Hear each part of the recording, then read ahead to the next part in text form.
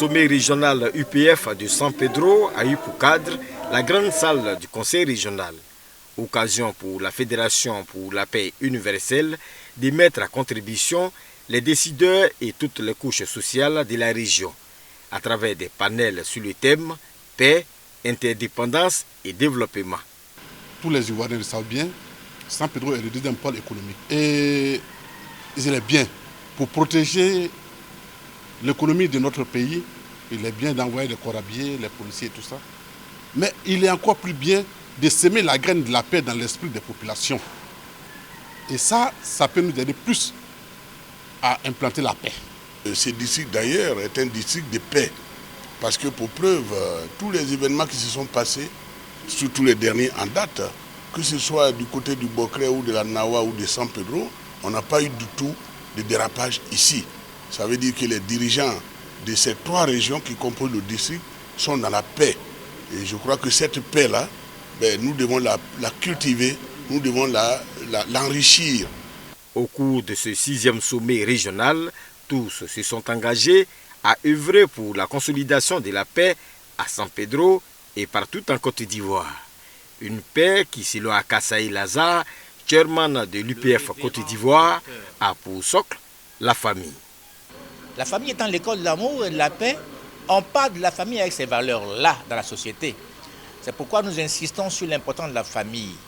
Que le président nous aide à accueillir le prochain sommet international de paix en Côte d'Ivoire. Ceci va permettre à tous les grands mondiaux de paix de venir laisser aux Ivoiriens le message qui nous permettra de nous réconcilier véritablement. Ceci a été fait à Dakar au Sénégal, en Afrique du Sud aussi. Donc nous voulons que la Côte d'Ivoire, qui est un pays profondément attaché à la paix, puisse également accueillir ce sommet qui fait tant de bien, n'est-ce pas, au pays qui l'accueille. Selon les organisateurs, ces sommets régionaux permettront de mobiliser les acteurs locaux pour une participation massive et constructive lors du sommet international de la paix qui va se tenir en 2022 en Côte d'Ivoire.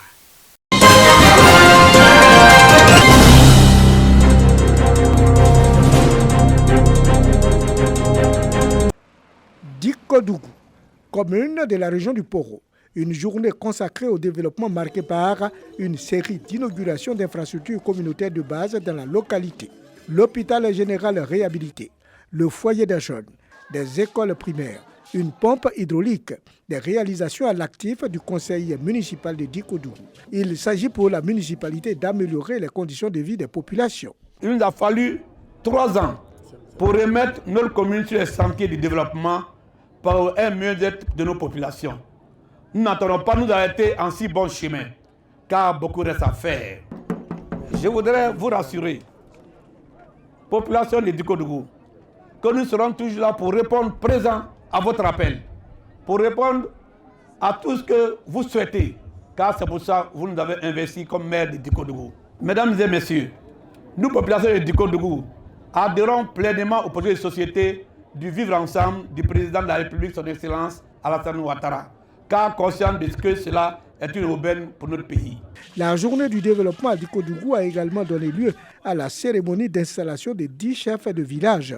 Occasion pour ces chefs de recevoir leur arrêté de nomination des mains des autorités administratives de la localité. Ces auxiliaires de l'administration comptent exercer leurs nouvelles fonctions dans la droiture et l'équité pour l'essor de leurs villages respectifs.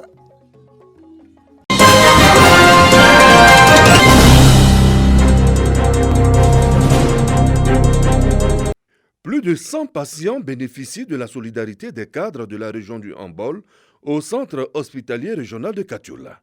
Aïssatou Kone, vice-présidente du conseil régional du Hambol, et le représentant du ministre Ali Koulibaly, au chevet des malades et responsables de l'hôpital, ont ainsi sillonné tous les services. Ici, dont en numéraire aux malades, et là, des cadeaux pour les nouvelles naissances.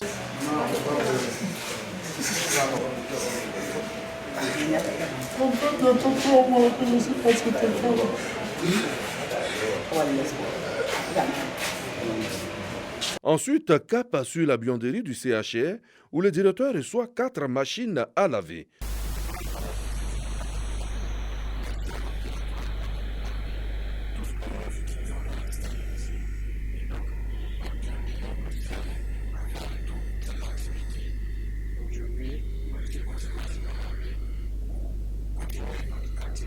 Pour les donateurs, il s'agit d'être davantage proche des populations.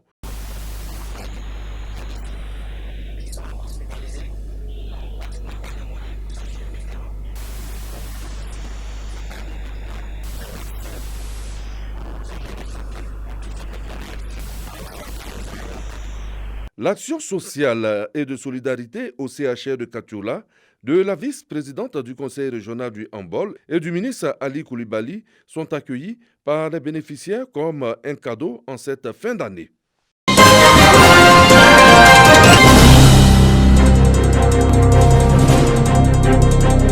Abidjan-Ouagadougou, 1189 km, environ 4000 camionneurs et un risque de contamination au VIH-Sida de 12,6%, équivalent à la prévalence de cette pandémie chez les travailleurs du sexe. Après 9 mois d'activité de mars à décembre, le long de cet axe majeur du transport inter-État, l'organisation du corridor Abidjan-Lagos ne peut situer avec exactitude sur le risque actuel de contamination au VIH-Sida. Local est sûr, cependant, la prévalence de la pandémie le long du trajet Abidjan-Ouagadougou, route et rail compris, a baissé. Il y a eu la mise à disposition des condoms et des lubrifiants au niveau des travailleurs du sexe qui sont les clients favoris des camionneurs. Les camionneurs eux-mêmes ont eu une amélioration de leur connaissance véritable en matière de VIH, ont pris des décisions pour se protéger en cas de rapport occasionnel. Au total, 15 000 personnes, camionneurs, travailleurs du sexe jeunes sensibilisés à GESCO, Tumodi, Yamoussoukro, Bouaké, Niakara, Ferké et Wangolodougou. Reste à perpétuer ces acquis pour améliorer durablement l'environnement et la sécurité du commerce le long du corridor Abidjan-Ouagadougou. Le projet a été mis en place avec les agents de l'OFT. Donc il y a eu un transfert de connaissances et de compétences à cette structure. Donc ce qui va se faire, c'est qu'au terme du projet PAMOUSET, l'OFT désormais pourra continuer ces questions de sensibilisation de VIH avec d'autres financements qui sûrement viendront du gouvernement et des autres partenaires financiers. Cette sensibilisation sur le VIH-Sida ciblant les camionneurs, les travailleurs du sexe et les jeunes dans le cadre du projet d'appui à la modernisation du secteur du transport et la facilitation du commerce sur le corridor Abidjan-Ouagadougou, projet financé par la Banque mondiale.